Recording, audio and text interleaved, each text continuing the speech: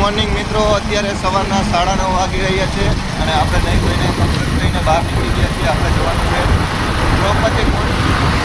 મિત્રો, આ છે દ્રૌપદી કુંડ તરફ જવાનો રસ્તો. તો ચાલો આપણે જઈએ.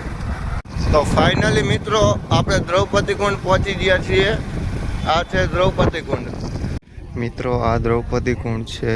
અહીંયા 5000 વર્ષ પહેલાંનો ઇતિહાસ છે. અહીંયા પાંડવો અને દ્રૌપદીજી એક રાત રહ્યા હતા. અહીંયા એક ફેરો ફર્યા હતા. દ્રૌપદીનો કુંડ છે, ભીમનું પગલું છે. ધાંગધ્રાથી 20 કિલોમીટરના અંતરે આવેલું છે. દ્રૌપદી કુંડથી નીકળીને સીધા આપણે આવતા રહ્યા ધાંગધ્રા, કેમ કે પપ્પાનો ફોન આવ્યો હતો. પપ્પા કે થોડું કામ હે તો તારે ધાંગધ્રા જવાનું. હું ડાયરેક્ટ આવી ગયો છું ધાંગધ્રા. તો ચાલો મળીએ આપણે ધાંગધ્રા સિટીની અંદર. મિત્રો, આપણે આવ્યા હતા ધાંગધ્રા BSNL સિમ કાર્ડ લેવા માટે, પણ અહીંયા આવીને જોયું ને તો ઓફિસ જ બંધ થઈ ગઈ.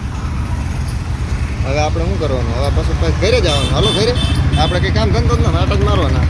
આપણે સવારના 9:30 નીકળ્યા હતા ઘરથી બહાર અને ફાઇનલી મિત્રો અત્યારે હવે આપણે ગામમાં પહોંચી ગયા છીએ. આ છે મારું ગામ, જોઈ લ્યો મિત્રો.